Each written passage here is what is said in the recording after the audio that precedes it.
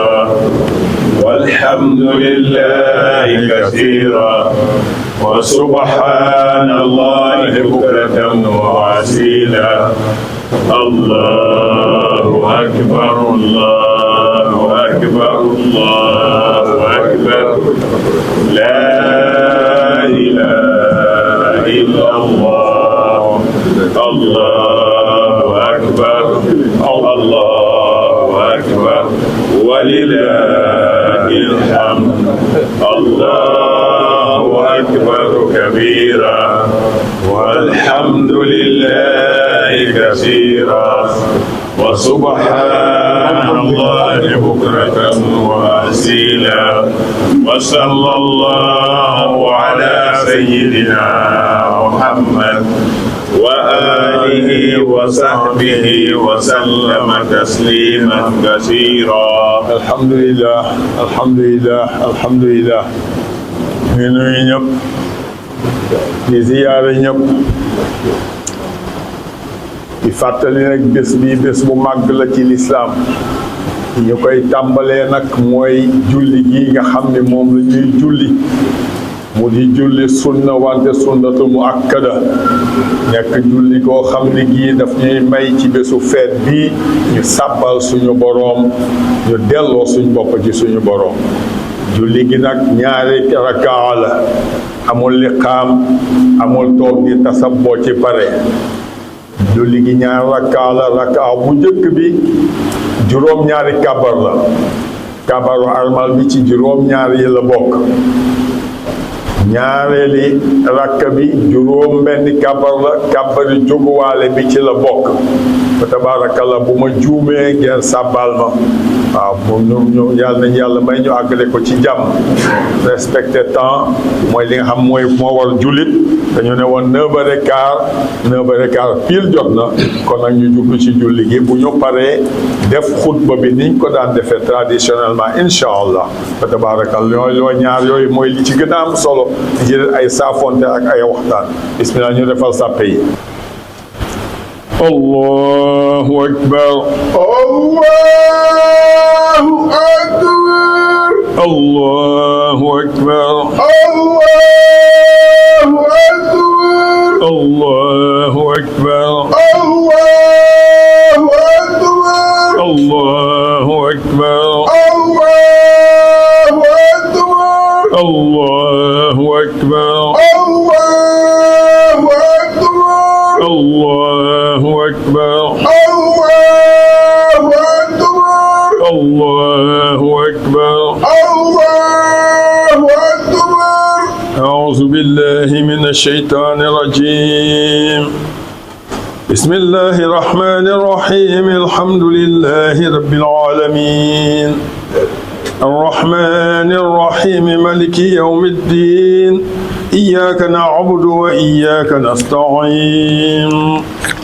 اهدنا الصراط المستقيم صراط الذين أنعمت عليهم غير المغضوب عليهم ولا الضالين. سمع اسم ربك الأعلى الذي خلق فسوى والذي قدر فهدي والذي أخرج المرعى فجعله غثاء أحوى سنخرجك فلا تنسى إلا ما شاء الله إنه يعلم الجهر ويخفى ونيسرك لليسر وذكر إن نفعت ذكره سيذكركم من يخشى ويتجنب أشقى الذي يصلى النار الكبرى ثم لا يموت فيها ولا يحيى قد أفلح من تزكى وذكر اسم ربه فصلى بل تؤثرون الحياة الدنيا والآخرة خير وأبقى إن هذا لفي الصحف الأولى صحف إبراهيم وموسى. الله أكبر الله أكبر. سمع الله لمن حمده ربنا ولك الحمد. الله أكبر الله أكبر. الله أكبر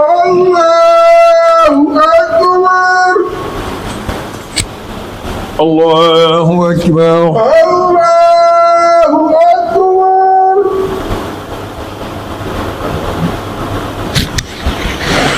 الله أكبر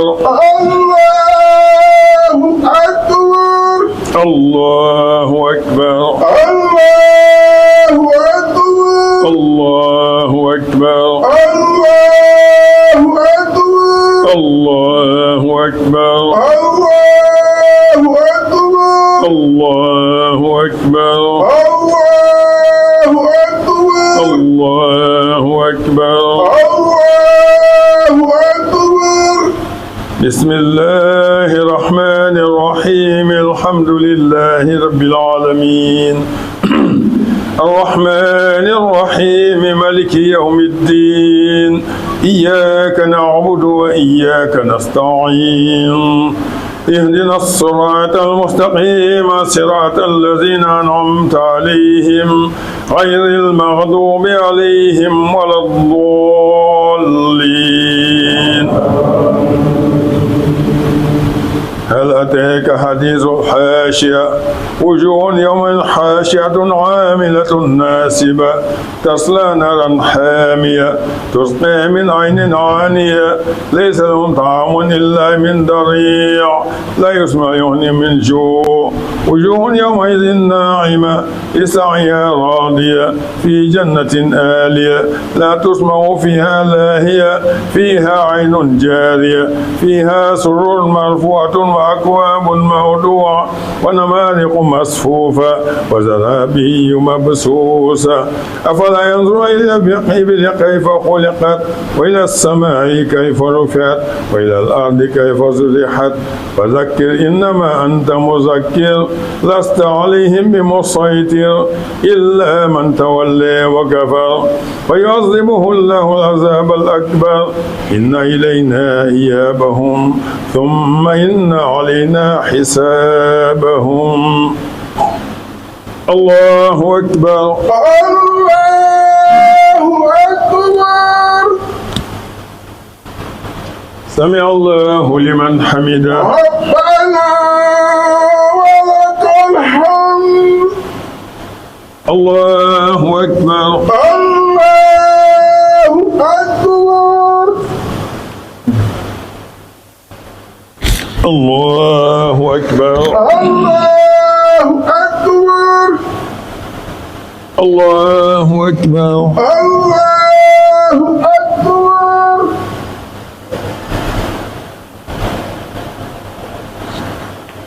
الله أكبر الله أكبر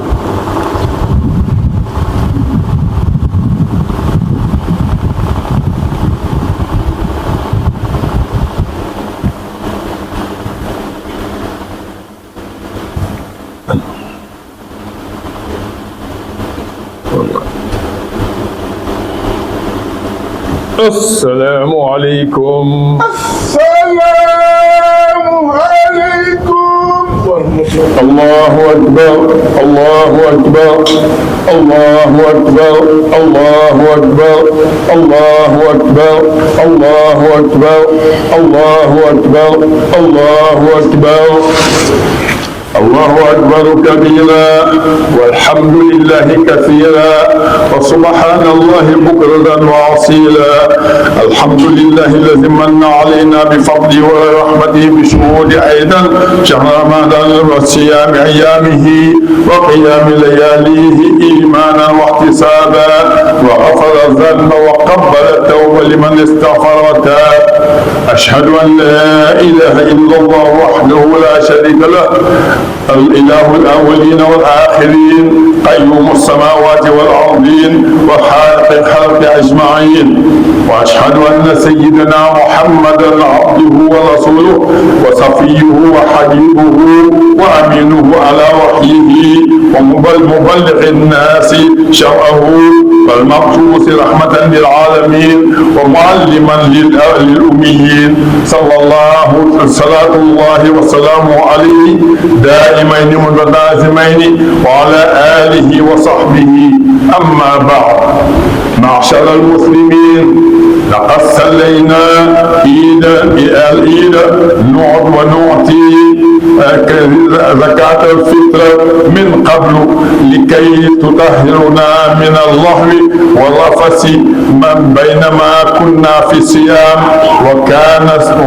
كما سنهما عليه الصلاة والسلام. نرجو الله رضي الله جل وعلا ومغفرة ذنوبنا إنه عيدكم فاحتفلوا به بالتقوى والعدل ومحاسبة النفس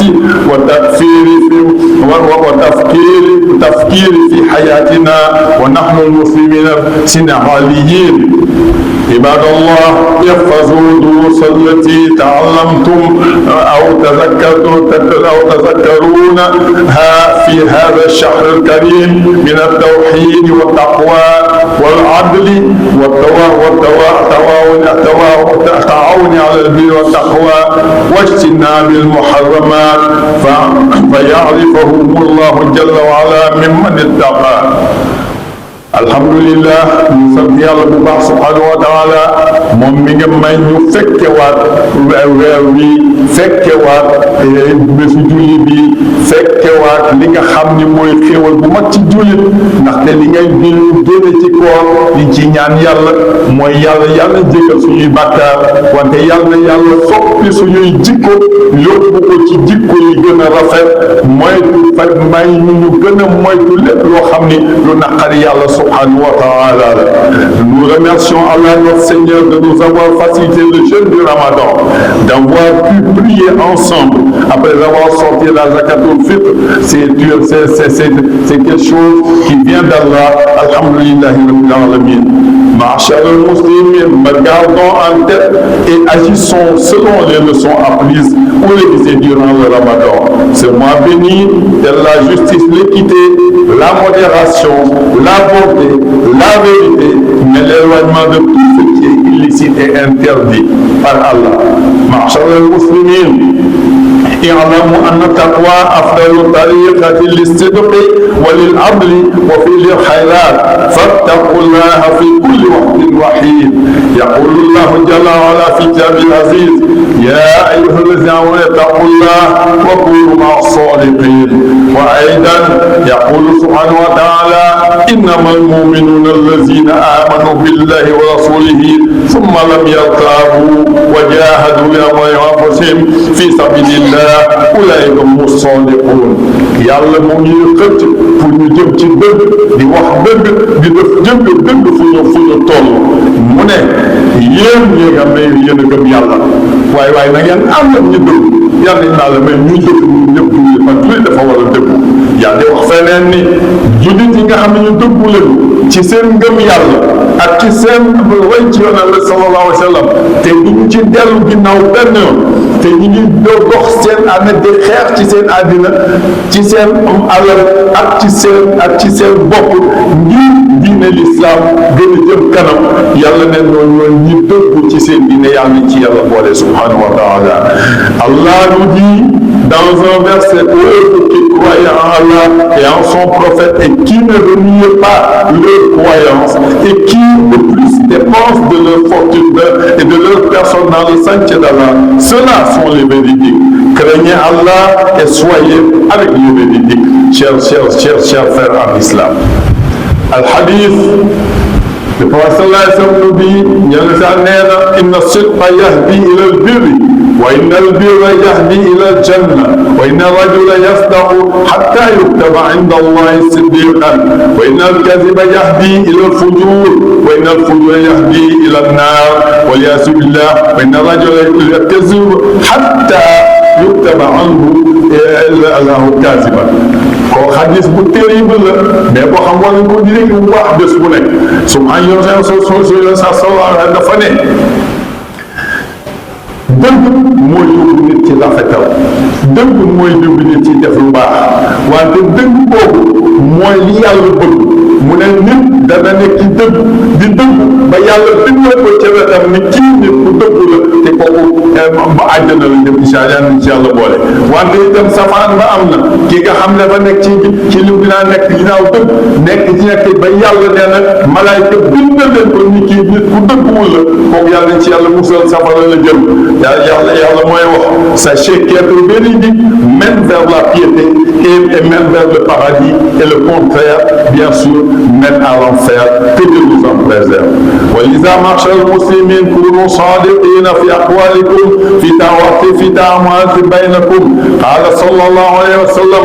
أفضل المؤمنين إسلامهم من سلم المسلمون من لسانه وأفضل المؤمنين إيمانهم أحسنهم خلقا ينسالهم دي دغلا فوفو ليغا خمونه كي گم ci jullit ki gën ci way gëm mooy ki nga xam islam moo gën ñëpp mooy ki nga xam ni yeneen jullit dañu mucc ci làmmiñam kon nag nañuy surveiller bu baax suñu làmmiñ wante mu ne ki nga xam ni moo gën itam ci way gëm yi mooy ki nga xam ni jikkoo rafet na notre prophète nous a dit la personne la plus musulmane est celle dont les autres sont protégés de sa langue et le meilleur croyant est celui qui a le meilleur caractère إن الله كونوا صادقين ومخلصين في علاقتكم ونصوحا لأن الله حكيم يقول إنما المؤمنون إخوة فأصلحوا بين أخويكم واتقوا الله لعلكم ترحمون وقال عليه الصلاة والسلام الدين نصيحة قلنا لمن يا رسول الله قال لله ولكتابه ولرسوله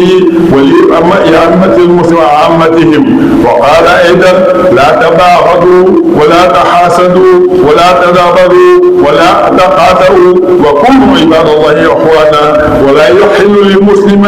أن يؤاخاه فوق الثلاث leen lii itam di am lu am solo yàlla subhanahu wa taala daf ñu wan ni ñun ñëpp ay doomi ndey la ñu julli ci kon nag nañu rafetal suñuy diggante nañu sellal suñuy diggante ñun salaasam ñu ko gën a leeral mu ne diggante ay jullit ay lépp ay teggin la ñu ne ko pour kat mu ne teggin sa diggante ak yàlla wante sa diggante ak yonent bi wante sa diggante ak lii téere yàlla bi nga xam yàlla moom la ñu indi lépp mu nekk ci biir wante sa teggin sa diggante ak ñi nga xam ne ñoom la yàlla jiital ci kanam mu julli ci moo xam imam bi la moo xam président la ba moo xam ministre premier ministre nañu rafetal suñu diggante ak ñoom loolu la yonent bi sallallahu alayhi wa sallam foofu ak lan rafetal ak am teggin ci diggante ak ñi nga xam ne ñii ñoo di ñeneen jullit yi waaw loolu mu leen lu am solo mu yokk ci ne waaye bu leen xuloo bu leen xeex bu leen xastente bu leen iñaanante na ngeen góorgóorlu àndandoo rek bu leen xeex njasee ku ne kenn du mu xeex moroomam ndaxte yéen da ngeen wax ay doomi ndey àndandoo ci yàlla yàlla nañ ko yàlla yombal le passage nous dit les musulmans les croyants ne doivent ni se disputer ni être envieux les uns des autres ils ne doivent pas se combattre ni se détester ils doivent être des frères et il ajoute si deux frères se disputent et que pendant 3 jours l'un ne vient pas à l'autre en ce moment-là la faute incombe aux deux alhamdulillah nañu góorgóorlu bu jàpp bi digg borom amee diggante ñaari jullit bu ñu toog ñetti fan te kenn ñëwul ne sama baal naa bu boobaa lépp mën a so yàlla yastami'u qawla fayattabi'u ahsanahu الله أكبر كبيرا والحمد لله كثيرا وسبحان الله بكرة وأصيلا لا إله إلا الله الحمد لله رب العالمين والصلاة والسلام على سيد المرسلين إمام المتقين أرسله الله جل وعلا بالهدى ودين الحق يظهر على الدين كله صلى الله عليه وعلى آله وصحبه وسلم تسليما أما بعد معشر المسلمين يقول الله تعالى يا أيها الذين آمنوا اتقوا الله حق تقاته ولا تموتن إلا وأنتم مسلمون واعتصموا بحبل الله جميعا ولا تفرقوا. loolu mooy aaya bu am solo pour jullit yëpp ñu bàyyi ci xel yàlla nee na yéen ñi nga xam ne yéen a ngeen gëm ngeen gëm yàlla ragal leen yàlla ci lan mais na ngeen góorgóorlu ba bu leen dee fekk mukk te nekku leen ay jullit mu ne na ngeen mooy bu baax àndandoo mooy ci buum yàlla bi leen yóbbu ci siraatal mustaqim waaw na ngeen ci mooy te bu leen teqalikoo seen biir muy léegi si waxoon li waxoon sànq rek ni jullit yi dañu war di waxtaan ci seen biir rafetal seen waxtaan. Allah dit aux croyants, craignez Allah et ne mourrez qu'en musulman. Tenez fermement à la corde qui mène à lui et ne vous séparez pas. Ibadallah, اذكروا أن هذا وطننا ونعمة الإسلام علينا كبيرة لأن أكثر منا المسلمون والمسلمون أمة وسط ولذلك يجب علينا أن نكون قوامون لله شهداء بالقسط فاعدلوا عباد الله في أحوال وأعمالكم والأحكام إن الله يأمر إذا حكمتم أن تحكموا بالعدل وأن تكونوا شهداء لله بالقسط فلا تتبعوا الهوى أن تعدلوا وإن تلووا أو تعرضوا فإنها كان بما تعملون خبيرا واعدلوا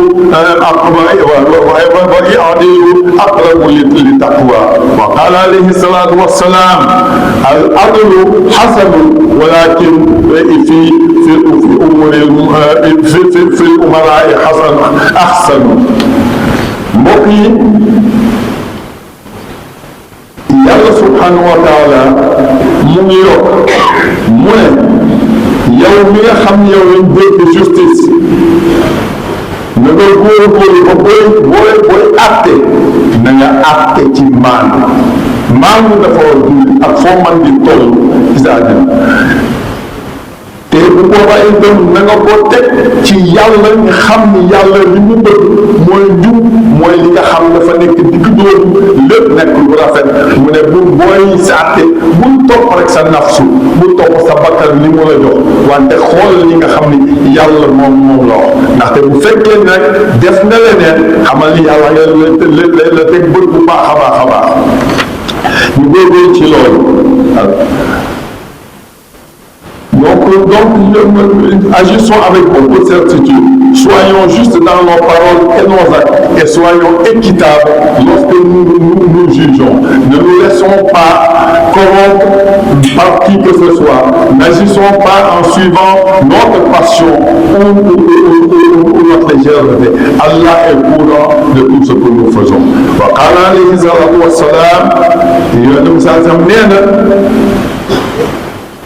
maandu moo gën ci ñëpp ak ku mu mënti doon wala nag ñi nga xam ni ñoo jiitu bu ñu maandoo moo gënati encore kon nag nañu ba ñaanal suñu njiit ñu nekk njiitu maandu. Le prophète dit la justice être juste est une bonne chose mais elle est meilleure quand on la trouve chez nos dirigeants. معشر المسلمين لهذا السبب نطلب من سلطتنا أن تزل العدالة وأن نتوعد فيما بينهما وفيما بينها وبيننا من قسط. واذكروا هذا الحديث الشريف قال عليه الصلاة والسلام لتأمرن بالمعروف وتنهون عن المنكر أو ليسلطن الله عليكم شراركم فيدعو خياركم فلا يستجاب لهم والعياذ بالله. إن هذا الحديث موعظة لأولي منا لكي يحكموا بالعدل والإحسان. benn xadis a ngi boo xam ne war nañ ci bàyyi xel bu baax yonent saa sam dafa ne li ñu leen sant na ngeen góorgóorlu di digle lu rafet te jiitu ci nit ñi wante na ngeen moytuloo nit ñi lu ñaaw te jutal ci moytu ko ndaxte mu ne bu dul loolu yàlla dina feeñal ci yéen ay njiit yoo xam ni ñu bon nañu ñoo xam ni dinañu leen sonal te itam bu boobaa ñi nga xam ni ñoom la yàlla jox xam-xam ci yéen ñi gën ci yéen bu ñu ñaanee yàlla du nangu ñaan ba yàlla ci yàlla musal hadis boobu lu am solo la le prophète nous dit ordonnez le bien et interdisez le mal sinon Allah vous fera dominer par le pire d'entre vous et les invocations des meilleurs d'entre vous ne seront pas exaucées wa iyaazu billah ibadallah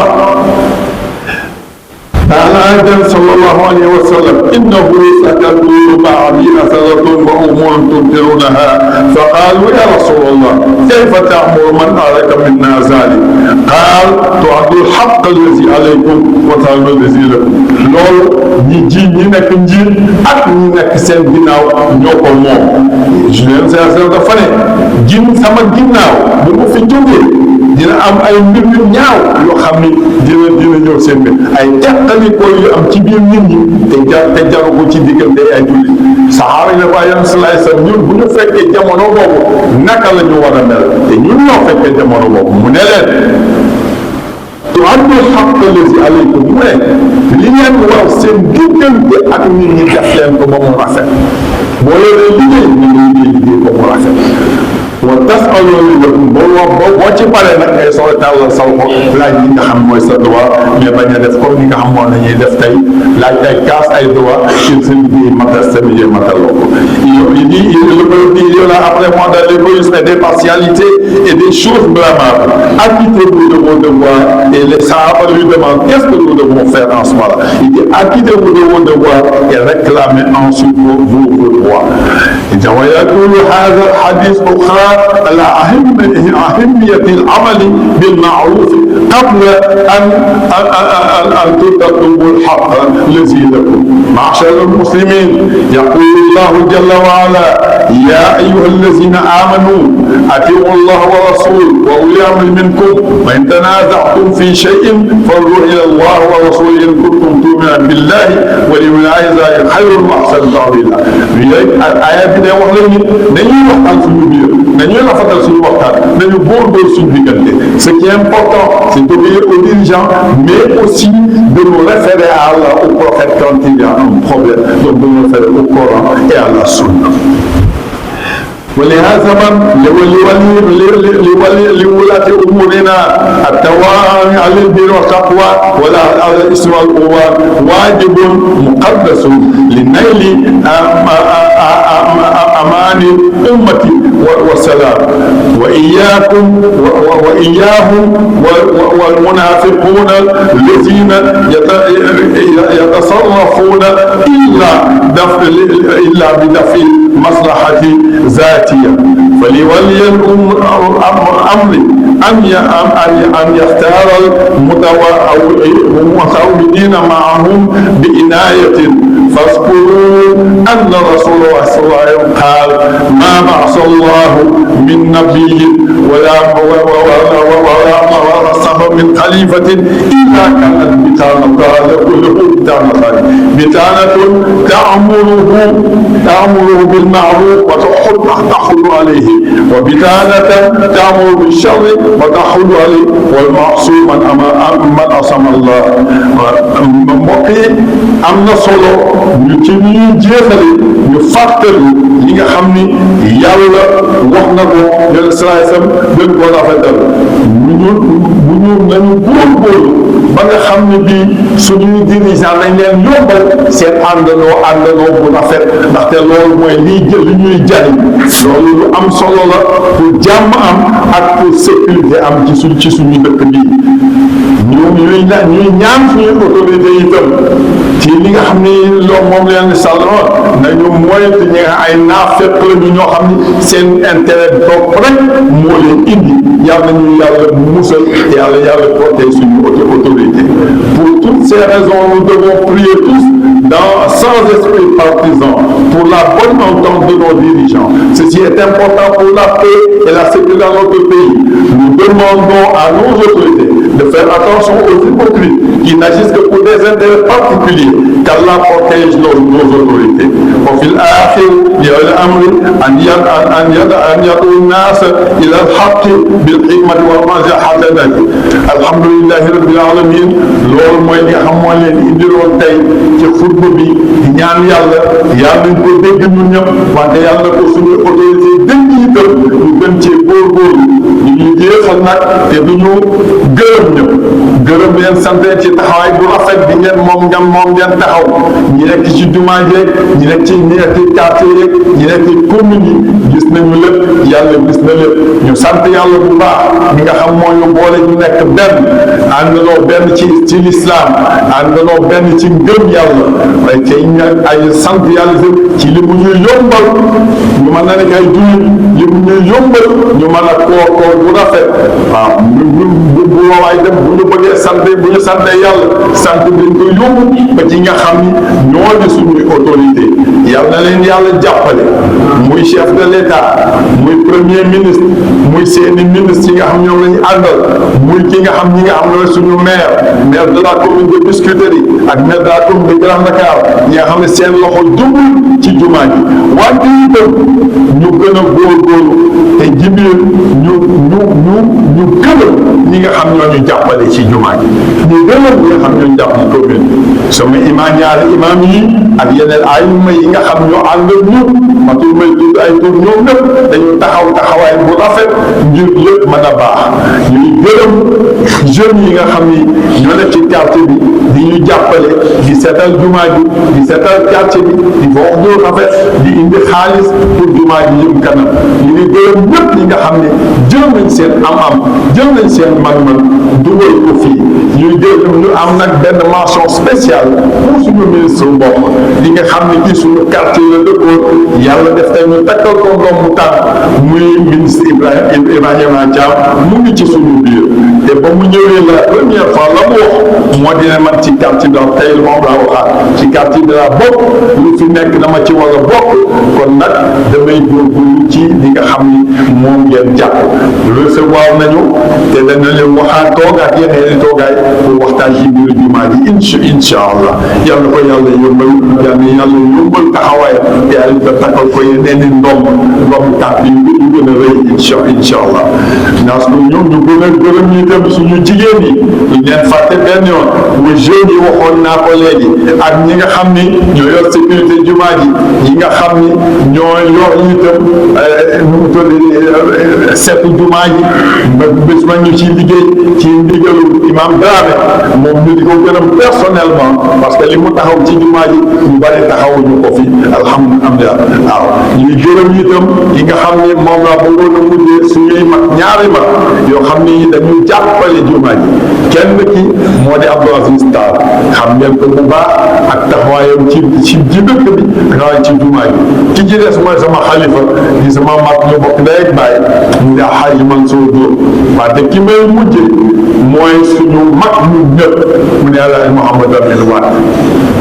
malgré muy nekk mag sonul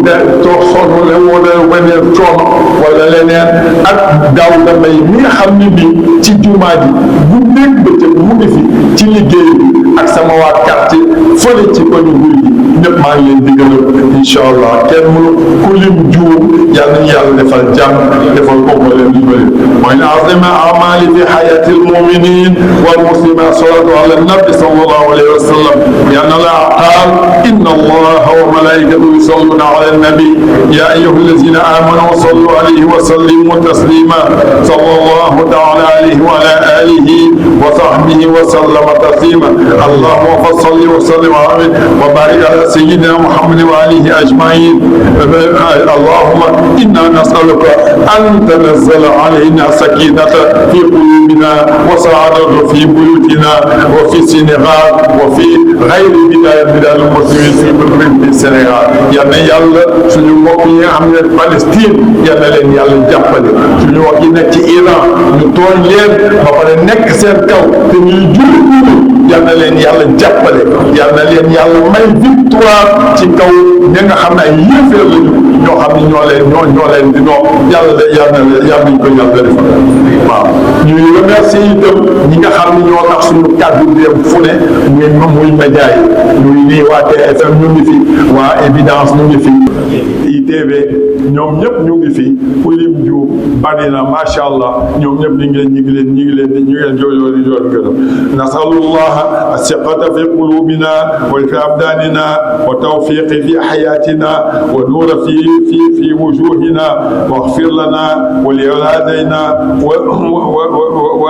wa zurriyatina wa ikhwanina bi rahmatika ya arhamar rahimin aqulu qawli hadha wa astaghfiru lakum li sa'il muslimin amin ya rabbal alamin ba déwén yàlla yàlla defal ñu fekkee déwén incha allah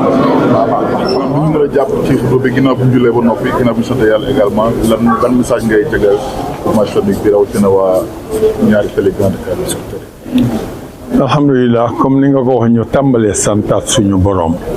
moom mi ñu mayate ñu fekke bés bu màgg bii di bésu l'islam di feetu l'islam di feet bi gën a ba bokk na ci feet yi gën a mag ci l'islam ndaxte dañuy jógee ci jamono boo xam ne yàlla daf ñu ne woon bàyyi leen seen bopp ñëw leen ci man ñu bàyyi suñu bopp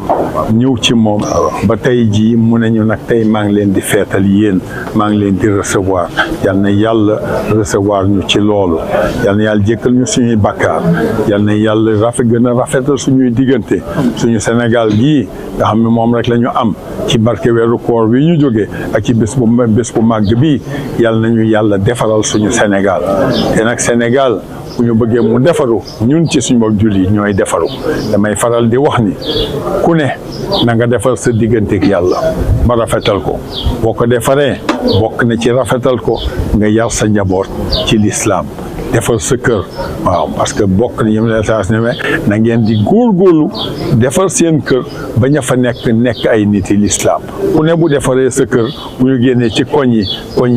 yi dana rafet koñ yi dana jub bu koñ yi jubee quartier yi dana jub commune la ñu jub bu yàggee Sénégal yëpp dana jub loolu moom la ñuy ñaan loolu nag pour mu am moom la wax ci biir xutba bi premièrement nañu nekk ay nit ñu dëggu parce que dëgg mooy li jiitu ci makarim al-axlaaq man jikko yu gën a rafet yoon saa ba mu koy wax la mu ci jiital nee na la ca jëkk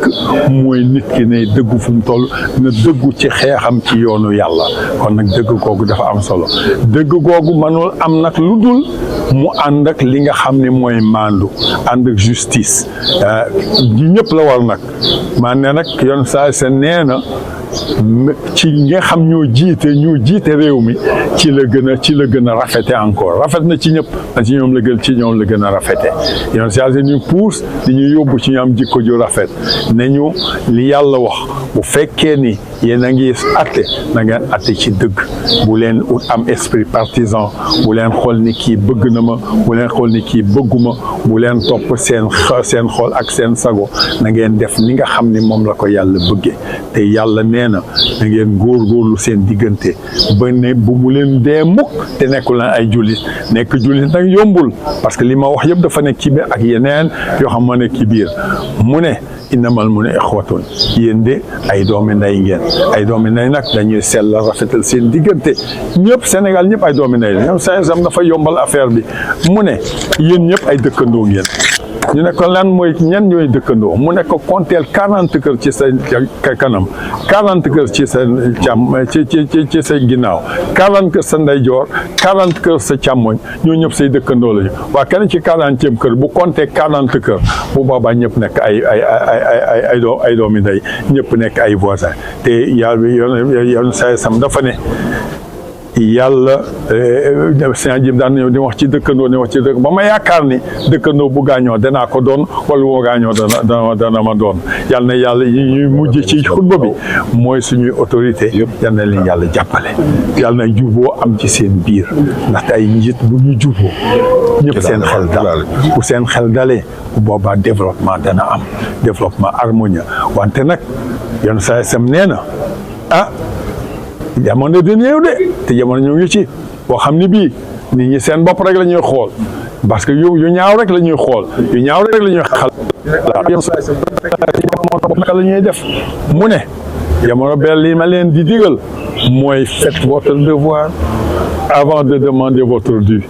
na ngeen liggéey li ngeen war liggéey ba mu gën a rafet boobaa ngeen di soog a tàllal seen loxo wante bañ a nekk di dalal sa loxo kii la doo ko def dimbali woo sa bopp dimbali woo autorité bi te bu dimbaloo dëkk bi li may terminer rek mooy autorité yi ñu am yàlla moo leen ñu jox kon nag man politique gu ma mais yal na leen yàlla jàppale parce que bu ñu réussir Sénégal la ñu réussiral bu leen kenn fakkatal dañ leen jox li ñu war a am bu boobaa yàlla dimbali leen dimbali ñu alhamdulilahi rabbil alamin may gërëm nag ñi sëpp ñëpp di gërëm monsieur le ministre à travers lui le président de la République ak le premier ministre et le gouvernement wante di gërëm itam suñu maire yi suñu maire Biscuiterie yi ay Mouhamadou Djibril Wade ak suñu maire Jean-Baptiste nga xam ne seen loxo dañul mukk ci ñun te ñuy liggéey bu rafet ci ñaari communes yi nga xam ne ñoom la ñu seq muy commune NGB yal na leen yàlla jàppale fa tabarakallah di gërëm nag waa jumaa ji xam naa sama bilal sànq nee na dama ko fàtte muy booy kooku moom mooy boo comme ni ko gën wax mooy booyu jumaa ji waaw xam nga booy moom tur yi wuy na boroom alhamdulilah di gërëm suñuy mag yi nga xam ni ñoo ànd ak ñun monsieur le ministre Abdou Aziz Tall di ko gërëm suñu magu bopp mais di gërëm suñuy mag yi itam ala Mouhamadou Lamine Wade di gërëm suñu ay may ñu ngi nii ñoom ñëpp imam Ndaw gisuma la woon yal na yàlla dolli sutura yal na yàlla dolli xéewal yàlla defal ñu jàmm ba lii nga xam moom la ñu sumb muy liggéeyu jumaa ji foofu lay terminé yal nañu yàlla may ñu àggali ko pour àggali ko nag foofu ñu àndandoo nekk benn mu nekk benn intérêt ndaxte jumaa ji mooy ñetteeli juma bi nga xam moom lañu tabax ci Dakar gannaaw juma Rue Carnot ak juma Cëddeem fële ci Médina 1953 la juma ji taxaw te booba ba léegi masuñu am benn jamono buñ fi julleewul te mu ngi yokk bés bu nekk kon nag ñu gën a góorgóorlu projet biñ fi am nag projet de développement la parce que biir projet bi am na yokk juma ji am na def fi institut islamique am na fi école pour xale yi am na def fi centre de santé boo xam ne néew doole yi fa la ñuy fajoo kon nag dañu bëgg tey juma suqaliku ne bañ a nekk rek fu ñu allahu akbar asalaamaaleykum mais mu bokk yi développé dëkk bi defale fi centre commercial boo xam buñ ko defalee lu ca jógee mooy defar jumaa ji dootuñ soxla ko naan tàllal loxo kenn booba dañoo dem alhamdulilahi rabbil alamin jërëjëf el baal nu ci guddal waa jumaa ji yëpp di nuyu le secrétaire d'État monsieur Ibrahima Thiam bi ñëw fii jullee ñun chaque année ak sunu kilifa Abdoul Aziz Sall ak ñi fi nekk ñëpp di représenter le maire Mohamed Djibril Wade mi nga xam ni dafa dem umra mu ni woon naa ko représenter au nom de l'institution man nag imam ci xutba bi dafa am lu ma marqué muy dëgg nag bu jotee dañ koy wax li nga wax ci jumaa ji ñun waa population bi ñun ñoo ci war a taxaw ñu defar ko waaye li ma gën a marqué mooy ñun commune de Biscuiterie am nañu lu ëpp 100 000 habitants ñun ñooy commune bi amul centre de santé sunuy jigéen sunuy njaboot bu ñuy mucc dañuy dem HLM wala dañuy dem Grand Dakar te ñoo bokk ci commune yi gën a peuplé may ñaan maire yi fi nekk yëpp yuy maire yi Dakar am nañu yéene tabaxal ñu centre de santé am nañu yéene jël seen xaalis dugal ko ci jumaa ji en compense ci terrain boobu ndax mënuñoo am projet bu day ne presque ay milliards ñu war a concentrer sunu doole ci jumaa ji ñun ñu jéem a institution bi jéem a concentrer dooleem ci centre de santé bi ndax li ñu yàlla baaxee dañoo am imaamu professeur en médecine xam na lan mooy valeuru wér-gu-yaram bala ñu diine wér-gu-yaram la ñuy wax te nit ñi sonn nañu fii pour faju pour mucc boo amee décès sax teg ko ci jàkka ji da ngay dem Grand Dakar wala nga dem HLM pour jëli médecin mu def constat kon war nañu bàyyi xel ni centre de santé bi le maire yi fi jaar yëpp ci mandat bi ku ci nekk pare na pour tabax ko centre de santé bu moderne may ñaan ñun ñëpp ñu toog autour du table ñu waxtaan ci lool bi ci des monsieur le ministre ma lay ñaan tali bi jógee poste bi jëm xayma ba ni mu mel jekkul jaaduwul ci état bu normal ci entreprise yu ko yàq bàyyil ñu ko noonu te bu ko fi nawet bi fekkee du jekk du jaadu ñu lay ñaan boo demee auprès de monsieur